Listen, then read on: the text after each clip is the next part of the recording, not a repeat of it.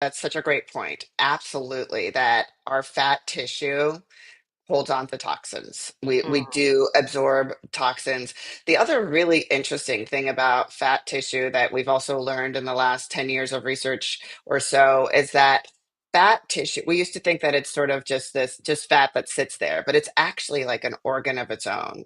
And it mm. sends out chemical messengers to other parts of your body that tend to be destructive and inflammatory.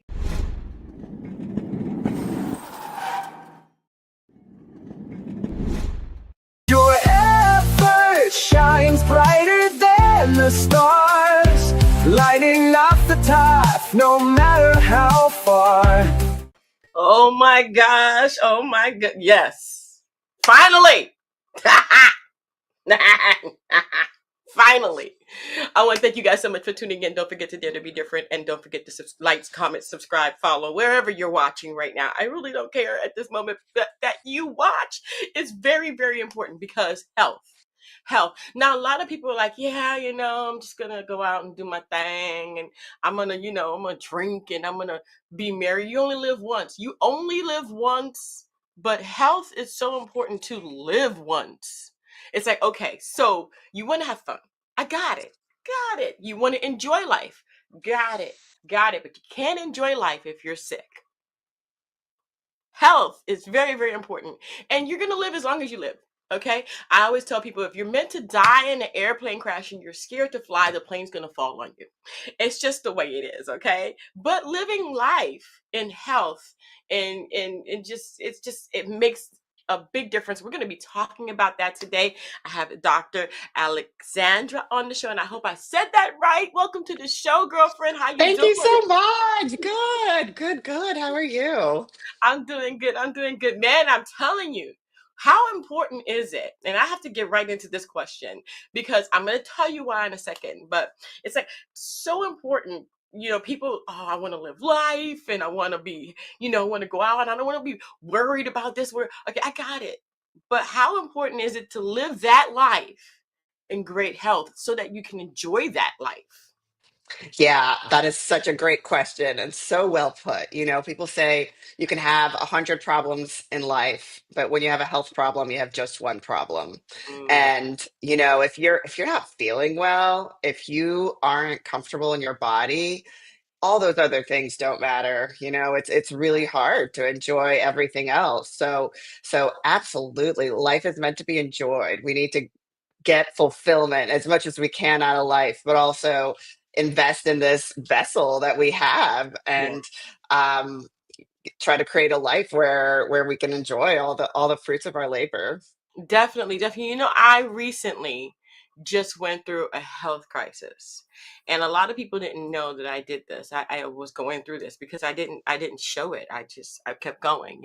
So I Mhm. had fibroids, but I've had them for so long that I didn't realize that it was draining my body and putting extra work on my body. So my hands are nice. I don't know if you can see that, nice and red now. I don't know. Yeah, yeah. So, I had a hysterectomy. But Wow. yeah, I had a hysterectomy that left my ovaries, but I had a hysterectomy. But I had a hysterectomy because it was just starting to bother me. The fibroids were starting to give me a bad quality of life. Hmm. It was over 40 something ounces when a uterus is only two, from what I Yeah. understand. So mine was like 40 something, which is over a little bit over a pound. Um, I just didn't realize how bad I was until they were gone. I woke up after the surgery and I was like, I feel different. I felt even though I was in pain, even though I was coming out of the anesthesia, I felt better. Hmm. Like better. Like, wait a minute, is this the way I'm supposed to feel? Is this normal? A lot of people don't realize what normal is until after the one thing that they were struggling with has been removed from the picture. Um, and I can't believe I lived like that long. You Yeah, absolutely. you're saying that people shouldn't feel sluggish. They shouldn't be carrying extra weight. There's something going on, maybe. I mean, explain that to me. How is Yeah. that supposed to be the norm for people who don't understand what norm is. Right. Yeah, and that's such a great question, and I think we get used to these little aches and pains, we get used to the discomforts of life, and it starts to feel normal, and many people have the experience of going to a doctor and getting checked out, and maybe they're complaining of being tired most of the time, or not getting good sleep, or not being able to really tolerate much exercise, and they get labs done and they're told you're normal, and then you sort of Yeah. go along and keep living life. And um, you know when it comes to weight, something really changed in our world over the last 40 years. There's some really staggering statistics, Yeah.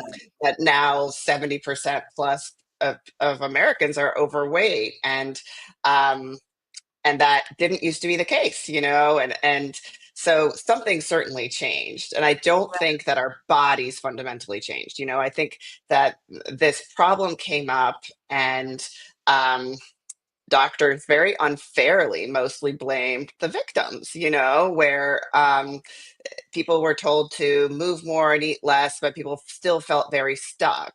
Mm-hmm. And I think that's the case for most people, Yeah. because our metabolism isn't Yeah. healthy and our hormones aren't healthy. No. And most doctors aren't looking at that. Hormone health and metabolic health, especially in women. Women have been forgotten by medicine in many ways. Most medical studies were done on men, until very recently. Most of the research that informs how medicine is practiced was done on white men. And women and people of color have been largely excluded. And while modern medicine has allowed us to live longer, and we have amazing cures for cancer, and we can cure infections and all these things, we have not done a great job paying attention to quality of life over those years. How can we help you look at the root causes of what's going on?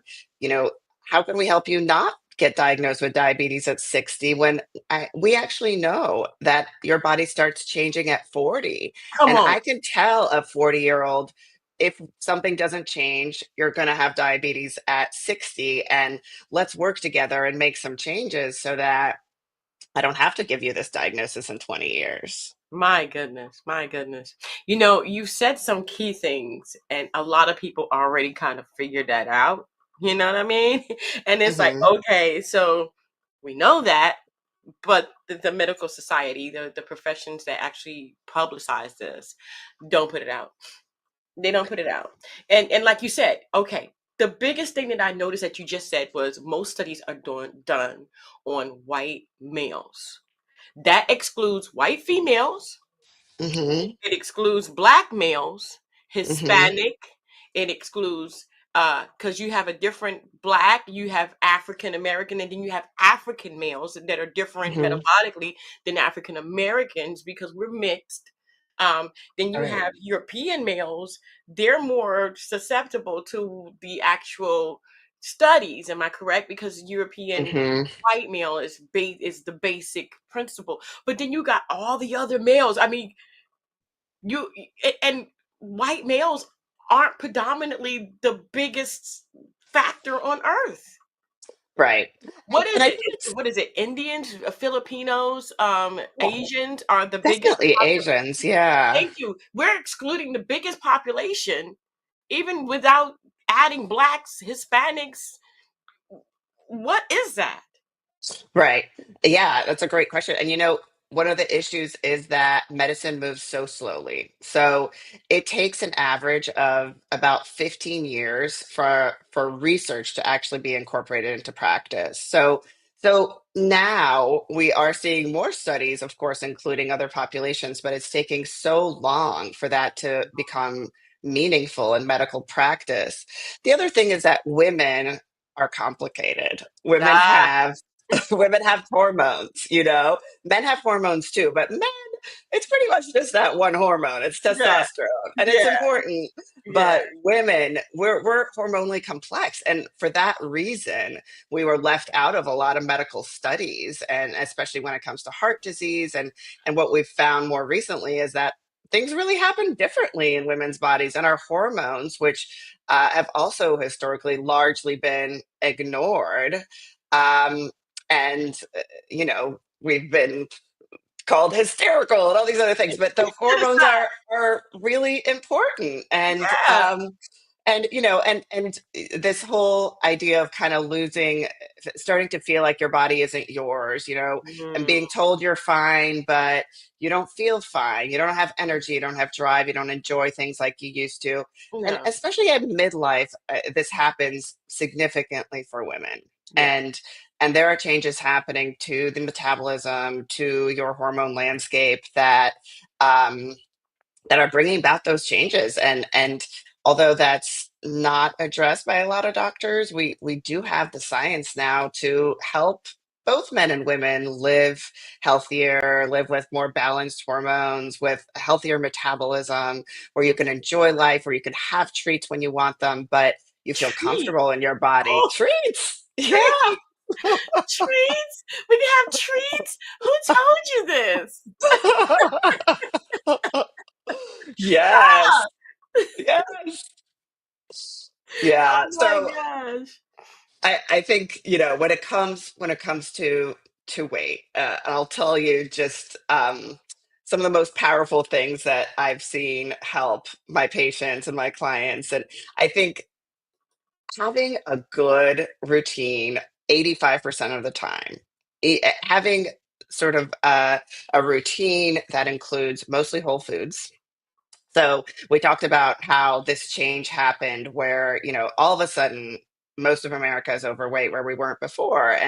And most of that I think is related to the fact that we are no longer eating real food. There Mm, are chemicals in our foods that make them what's called extra palatable, hyper palatable. So basically they're so good you really can't stop eating them. And we've been convinced that that's okay. Doritos has the commercial, you can't have just one. I think it's Doritos.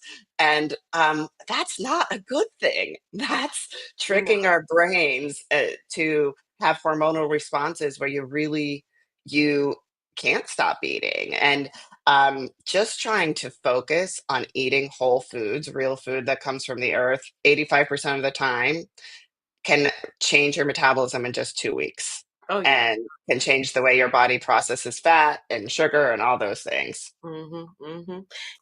I love what you're saying because I mean, even though I'm a thick girl and I mean, my whole family is kind of on the thick side. So my normal weight is 150. I'm at 189 right now because of the hysterectomy. I'm not able to work out because of this core and this, and you can't re-injure yourself. You can't open the wounds and stuff like that. So I'm gaining weight by the day. But I will be able to lose weight as soon as I'm able to kind of walk and more and get. But I think that a lot of people don't realize that we are set on a pattern that is self-destructive. Um, people used to back in the 50s, we used to go to the garden and pick food. Now we Right. go to the Yeah. store and we pick boxes. You're Hmm. gonna pick something. When I go to the grocery store, most of like 90% of my stuff that I have in my basket are fruits and vegetables. And then the rest might be a bottle of something or something else. You know what I mean? I might have like Hmm. a veggie burger just for the time where, but it's like, okay, I've researched the ingredients. They're all real ingredients, so Yes. but people don't realize that you're right. We are picking boxes, pre-made boxes with sodium that is way beyond the amount, with sugar, which is going to deplete your insulin levels in a drastic measure. People are known to be eating 2 bags of sugar a year. Yeah. You know what I use for sugar? I actually dissolve dates in water. Oh, wow. That's awesome. You take a date, you take a few dates, you put it in boiling water, you stir it, it dissolves. Hmm. The date itself dissolves, and you can use that to sweeten any of your stuff. You know, Right. um, to me, that's healthier. I know I ate 2 dates today, which is not Hmm. even a tablespoon of sugar, but because it's in water, it's gonna sweeten the entire thing. Right. The choices we make are just, and they're thrown at us, and Yes. it's marketing.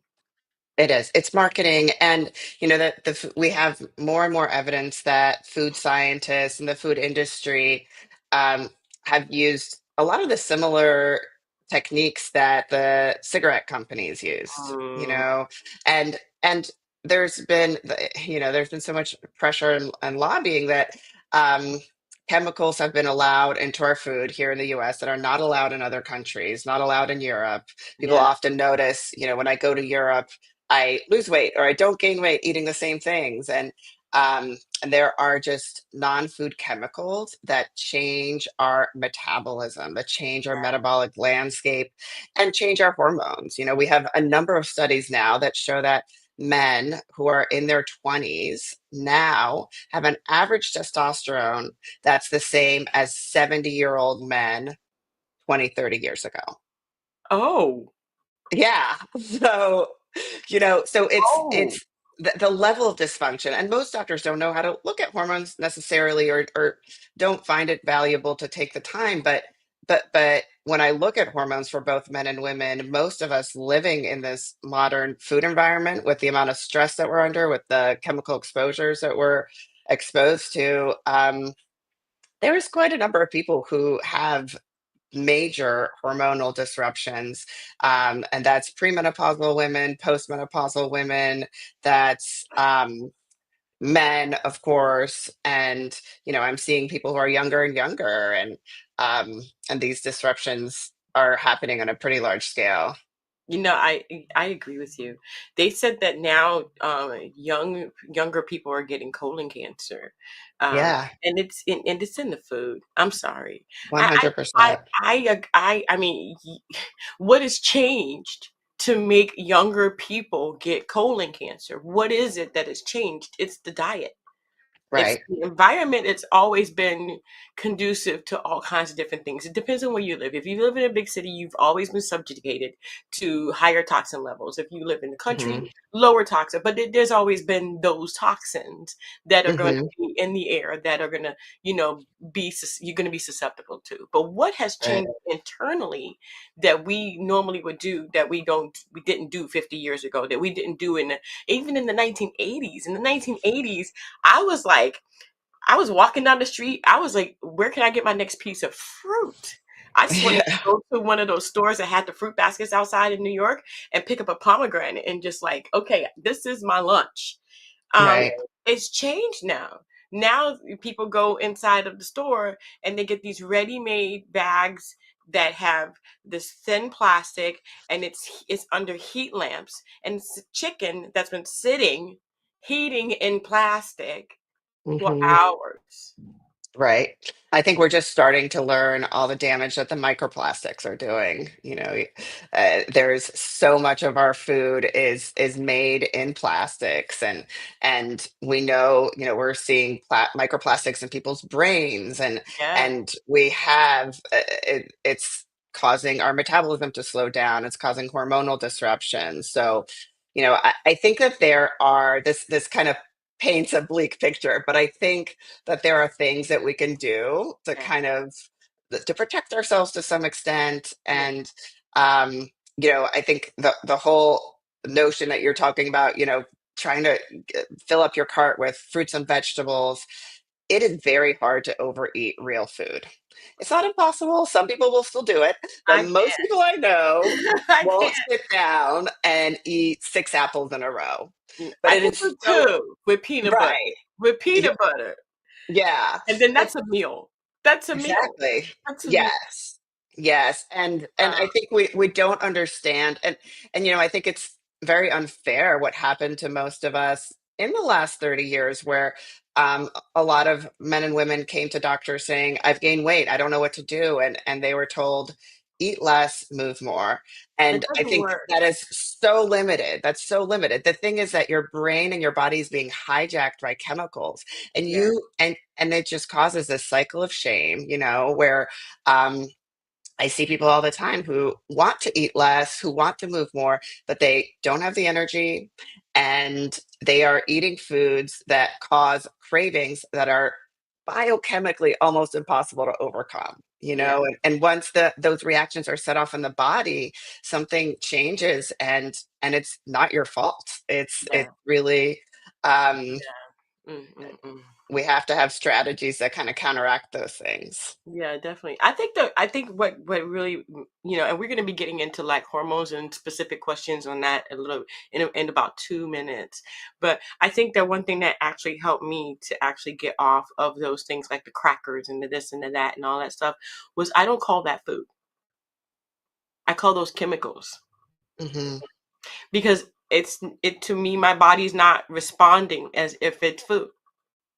It's responding as if it's a foreign thing, and fat is developing to protect me from the chemicals that are in that food. So the chemicals are being inserted into that fat, and the fat is protecting my body and me from actually absorbing those chemicals to make any of my other or major organs go bad. But eventually, that's why you have to be careful losing weight, I think, because of the chemicals that are stored inside the fat to protect the body. And I think that's kind of like and please help me if I'm wrong, but fat in itself is not just fat. It's more of a self-defense against things that may be in your body that your body's trying to kind of hide from you or protect you from. I mean, that's what I Yeah. feel. No, that's such a great point. Absolutely. That our fat tissue holds on to toxins. We Mm, do absorb toxins.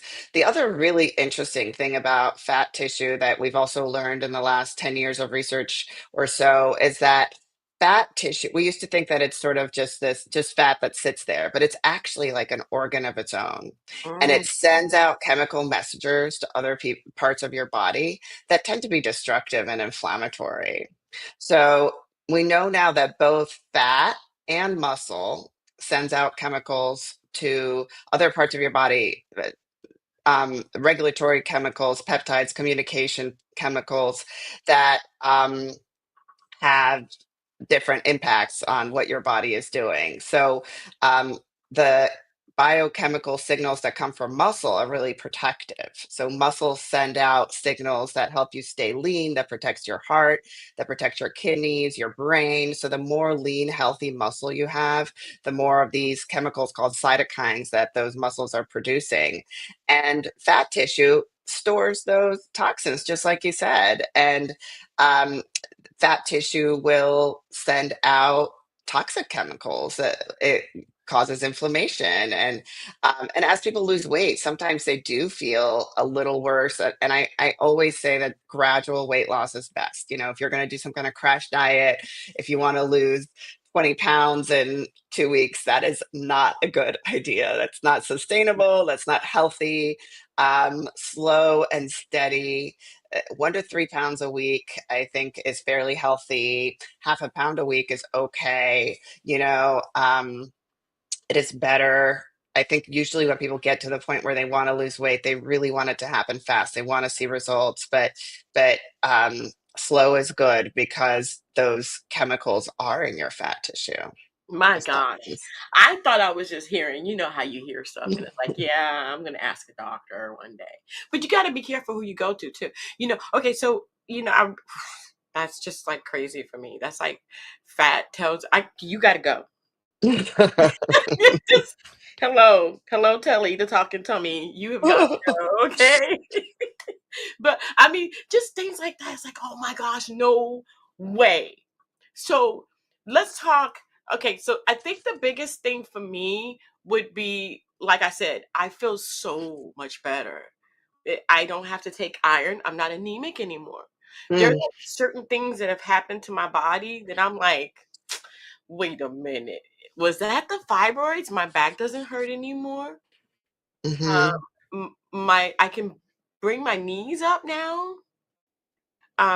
I feel better. I mean, there's just so many. I mean, it's hard to explain how much better I feel. Like it's not a more. It's physical. Don't get me wrong. It is. It's physical, but it's more like me. Like I feel like I felt when I was a teenager, when I was in my 20s, where I felt healthy. And, feeling healthy doesn't mean that you're sluggish, doesn't mean that you're this, doesn't mean that you're that. And everybody has, let me ask you a question. Does everybody have a certain weight that they kind of plateau at? Can they get lower than that? Or is that their ideal weight? Because everybody, when I go to the doctor, they're like, well, 150 shouldn't be your goal weight. Well, at 150, I'm a size 5. What, you want me to be a 2? I don't want to be a 2. A 5 is skinny. Okay, at because I'm muscular, so I have a lot of muscle, and I have, so I'm heavy. I'm not light. At 180, I'm 189. I'm like 30 to 40 pounds overweight right now because of the fibroids that were making me. I wasn't able to digest. There was a lot of things going on with this body. Right. So, Yeah. tell me, hormonally speaking, like if you were to get your hormones in check, like number one thing, forget exercise, forget everything else. Just try to get healthy, like I did. Try to get, like, what is the root cause of Hmm. the digestion being off, the hormones being off, and gaining weight. I mean, you eat a cone of ice cream, and tomorrow you are a pound heavier. What is this? What is Yeah. it? Right. That's such a great question. And you said a few things there that I just want to comment on. So first you said health, you feel like you're healthy. And I think we underestimate how important that is. And, I went to medical school. I had a very conventional medical education, and I learned a lot about disease. Mm, And most of medical education is based on disease that should be solved with pills or surgery, which is super useful and it's very important. But and I trained in emergency medicine. I worked in emergency medicine for 10 years, and I saw a lot of disease, and I helped a lot of people continue living life where they might not have been able to beforehand. And that was very meaningful for me. But I eventually shifted my practice in something that interested me more, which is health. How do mhm. we bring about a state of health? Um, sure, dealing with disease is really important, but what is health, and how do we bring the body into balance to actually create a conditions where health can happen? Because I think intuitively most of us know what that feels like to feel really healthy, and we know when we don't have it too. So and you asked about the set point, which is also such a great question. And I think most people do have a set point, and your body, once it's been at a certain weight for a while, it does protect that set point to some extent. And I think that weight is a very confusing number, and I don't think it's a very good number. Weight and BMI, they're kind of throwaway numbers. What we do is we test body composition in my office. So we use an in body scan to look at your percent body fat, percent muscle mass, and how much water you're retaining. And my goal for my patients when they come to me for body composition is to maintain or increase muscle mass and decrease your percent body fat. I don't Mhm. really care what the overall number is. It doesn't matter. Like you talked about, you are very healthy at 155 if that's your number, Right. and usually I look at that body scan with my patients, and we say what I'd like is to get your muscle mass to here and to get your fat mass to here. And Mhm. sometimes the overall weight doesn't change that much, but I see that they've gained 5 pounds of muscle and lost 10 pounds of fat, and they are looking and feeling the best that they ever have. So, Yeah. so I think that looking at body composition rather than that number on the scale, and that number on the scale can do a real number on our heads Yeah, too, that road still sucks. yeah, that sucks. That sucks. So don't believe the hype about the scale. Yeah, It can be misleading, it can and be. It can and be. body composition is much more important. And yeah, and especially I think for women too. You talked about not being skinny, and I don't think we shouldn't try to be skinny, but I feel like women have been conditioned to be less, to make themselves smaller, and I really try to encourage people, you know eat for nutrients, Mhm. build yourself up, get stronger. This whole era of breaking us down and getting smaller and getting thinner, forget all that. None of that is healthy. That's not what you want for health. And like you said, yeah, most women and men feel like they know what weight they felt healthy at, or they Mhm. know what their clothes fit like, or what their strength was like, and making a plan together and getting people to that weight, quality of life really improves. It does. It So I think I didn't answer any of your hormone questions. But okay, so the one thing that I found, and I know that I want to talk about this, is the weight loss. Weight loss is big, but weight loss is not just weight loss, and a lot of times people don't realize that there's something going on individually inside of you. There might be that you're eating too much sugar, too many carbs. It might be that you're eating too much salt. Your body is retaining water. It could be that your kidneys, you're not drinking enough water because your kidneys are at 60% function and you didn't even know it because they don't hurt. Kidneys don't hurt. You can't tell when you're at 60%. You just know that you're not, the doctor will tell you're not drinking enough water, you have too many ketones, you don't have enough ketones.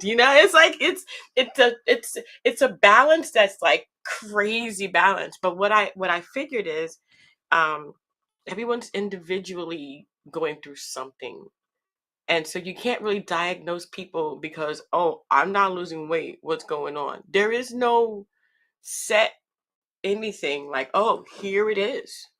Right. It's individual. Like I said, when I got the hysterectomy, that's when I felt normal again. And I forgot what normal felt like. And I went and ate ice cream and I didn't gain a pound. I was like, Hmm. wait a minute. I mean, I can't eat ice cream every day because obviously you will gain a pound, but it Right. wasn't the Absolutely. following day. Yes. You see, that's the difference. And I'm like, Yeah. okay, I had ice cream. I can have ice cream all the time. And I really don't like ice cream all the time, but this is big for me. And I went out testing everything I couldn't eat before that I liked, that I knew that was healthy, and it didn't bother Hmm. me the same. So I was like, you know? And so I Hmm. started I started realizing that it was not only the fibroids, but it was blocking a lot of things. So what do you tell people generally? Like, okay, there is no one size fits all when it comes to this. But what do you tell people generally? Because I know that you have your own practice. I know that you help people to get that health, get that optimal health for themselves. And I Hmm. really, really want that for people. Yeah, absolutely. And that's such a great question. And that is so true that everybody is different. Everybody is an individual. And I think um, part of the approach that makes my practice a little different is that we don't have a one size fits all approach. I want to get to know every single person that comes through our doors. I want to know your history, your struggles, and we can generally figure out what's gone wrong. But I think an overarching principle, like we talked about, that everyone can benefit from is trying to prioritize whole foods. Hmm. And, um, there are five major reasons that cause people to become overweight and obese. They are having too many calories than you burn. That's sort of the overly simplistic. Um, that's the paradigm that we've had for a very long time. It falls short in a lot of ways. But if you sit down and eat 4,000 calories a day and you're 5'3", you will probably gain weight. So that law holds true. Hmm. Then second is your hormone balance, and that's what we've been talking about to some extent. And when we talk about hormones, there are sex hormones like estrogen, progesterone, testosterone, but you also mentioned insulin, which is one of the most important metabolic hormones. Yeah. And again, because of our food environment and the food that's available most of the time now, a lot of people become insulin resistant, which means that your body has to make more insulin in order to have it do its job. And insulin sends a signal to your body saying, hold on to fat. So there are strategies to become more insulin sensitive. And um, building muscle is very important for that too. That's one of the signals that muscle sends out. It makes you more insulin sensitive. So there's a hormone balance, and then also your thyroid hormones, your stress hormones, all those hormones make a difference. And Mm. then one other area we don't think about very often is the gut microbiome. And you mentioned your gut Yeah. also, and gut health has really, this is also kind of an emerging science. We're starting to understand more and more about it, but there are more microbes living in the colon than we have cells in our entire body. Mm. So there's this whole community. And again, they're sending out messages. They're sending out chemical messages to other parts of the body, regulating our metabolism, regulating our mood, regulating our energy. And it's a very, very sensitive system. And again, non-food chemicals in our food. People don't like me for this, but I talk about Diet Coke a lot. A lot of people like Diet Coke, I but there don't. is stuff in Diet Coke that will kill the good bugs and create bad bugs in your in You your can in your clean gut. you can clean your toilet bowl with Coke. You can. It Yeah, I is, mean that I mean, doesn't belong. really? Yeah, and we do gut health testing and rehab with some of my clients too. And sometimes eh, what happens is all of a sudden the bloating goes away, the energy comes up, and all of a sudden you're able to burn fat Mm. because there are some, and I'm going to say women because this happens more to women than to men, but I see women who are literally doing everything right. Mm. They are exercising, they're eating clean, they're going to the gym, they're making sure that their diet is not taking in too many calories, or you're eating healthy foods, and still the weight's not budging. And then we want to look at hormones. Is there something going on there that's telling your body to store fat? And then we want to look at the gut microbiome too, Yeah. because that can also send signals for your body to store fat. Hmm. And then the last two things are stress and sleep. Yeah. And we've also seen studies that show that we are sleeping on average 2 hours less than our ancestors were 30, 40 years ago. Sleep is getting pushed by the wayside, and there's so much repair and uh, upkeep that happens when we sleep. It's Yeah. almost impossible to lose weight if you are not sleeping at night. Oh, let me tell you, I am. I'm sleeping. Okay. Got a That's new good. mattress. I got a new mattress called Dream Life, I think it is. And when Right. you get in there, it like holds you like this, and you're like, I gotta Oh, get out of bed. You don't want to get out of bed. It's like you get in yeah. the bed and it's like, when did you fall asleep, darling? I have no idea, but it was so good. And I Yeah. had no problem sleeping. And that did make a big difference too. Made a Yeah. big difference too, yeah. Because you're not eating during sleep. So you're like, Right. but don't eat too close. Is it okay? Is it true? Because I don't want to say this because I'm not a doctor of medicine. I'm just, Mhm. but is it true that if you eat too close to bedtime, it's not good for you? Like your body has to process that before it can get into healing? Yeah, so that's another great question. So I think when we talk about what works for everybody, the low-hanging fruit, I say start with whole foods, and in the summertime, don't eat after dark. And that's really, really powerful. Giving your body a break um, from metabolizing food, from all those biochemical reactions is really important. And, we again, I think snacking that's somewhat of a new phenomenon. Like 50 years ago, people were not eating popcorn and watching TV half the evening, Yeah. um, and your body needs that rest to not be producing hormones related to digestion. Um, and when you're sleeping, we produce growth hormone. Everybody produces growth hormone, which is responsible for some fat burning and muscle and just repair of anything that happened during the day. And that is not released well if you're eating too close to bedtime. So in the summertime it's a little easier, but I try to encourage people, don't eat after dark.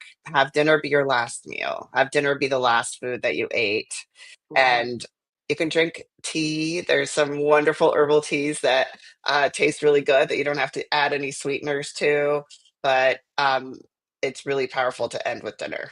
I got you. I got you. Don't feed them after midnight. That's right. For all of us who know what I'm talking about, we already know. Don't feed them after the midnight. They're cute and cuddly, but after midnight, don't do it. Wow. Well, doctor, thank you so much for being on the show. Is there anything You're that we welcome. missed? Is there anything that we've missed that you would like to say before we finish today?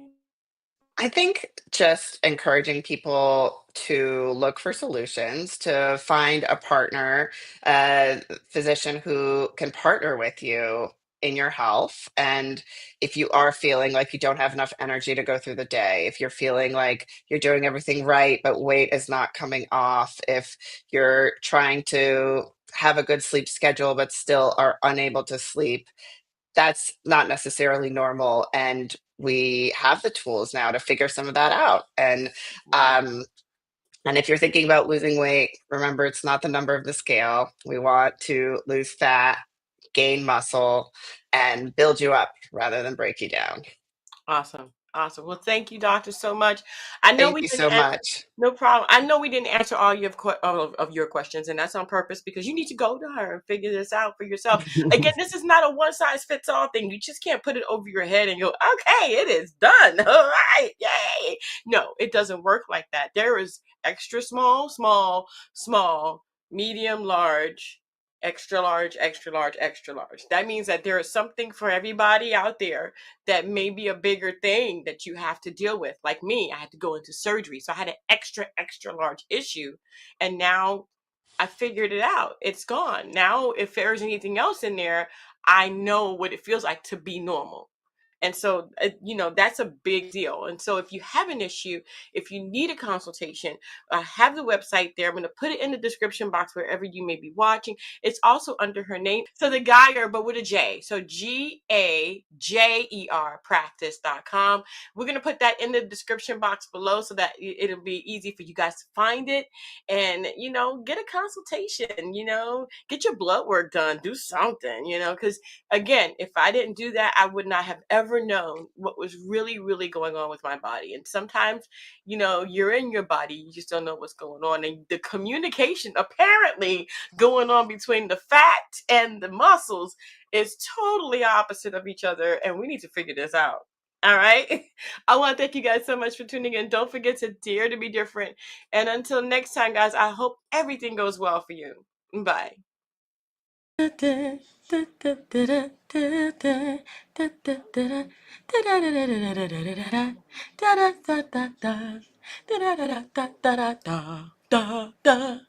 Thank you for watching.